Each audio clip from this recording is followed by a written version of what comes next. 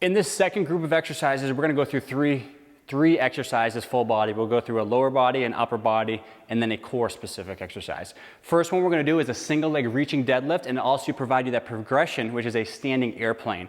Single leg reaching deadlift is a very simple but challenging exercise. So what we're gonna do here is, if we're on one leg, you can always recommend on this one, barefoot or in socks is awesome because you can really see how that foot is moving and how you're stabilizing throughout it. But small bend in the knee, hinging through the hips, getting that body just before parallel with the floor, drive through that glute and hamstring to come back up. So at all times, I want to prevent this exercise from being a lower back exercise. It's hips specifically, glutes and hamstrings. So squeezing the abs, control as you hinge down, really trying to stabilize that foot in the ground, and then come back up. Key thing to stay away from is rotating as you come up. Stay square with the floor.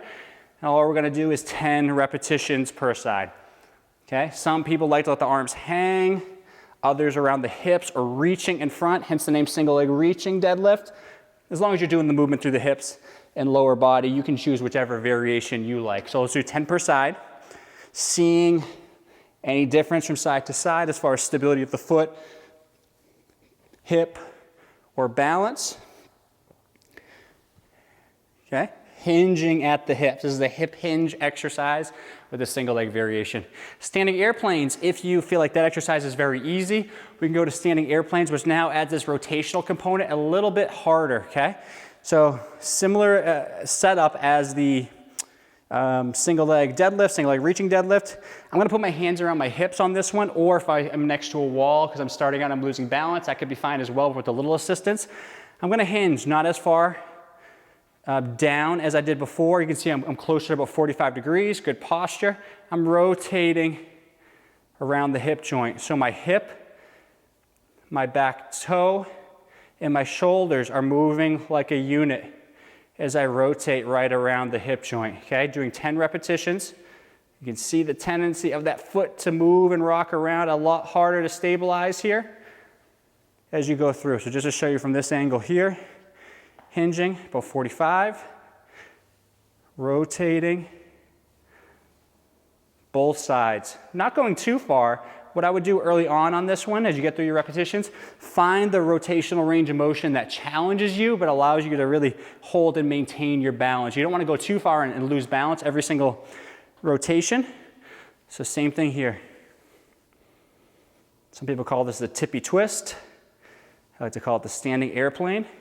As you feel more confident with this one, you're going to increase the amount of rotation, but still isolating, moving that body as a unit and rotating around the hip joint. So that's your first exercise, single leg deadlift or standing airplanes. Second one, very simple, bent over T. Important on this one from a postural standpoint when it comes to running, nice upright position, shoulders back, good strength and endurance through the shoulders there in the scapular area. Hinge through the hips, back nice and flat. You can look in the mirror if you need to, or have someone give you some feedback. From there, I'll let my arms hang without losing my posture.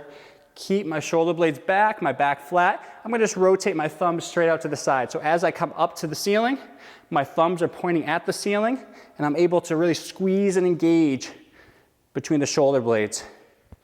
Great exercise that works on posture, opening up through these anterior structures of the shoulders and the chest, and strengthening trapezius, rhomboids, those muscles on through the mid and upper back, okay? Going through 10 repetitions.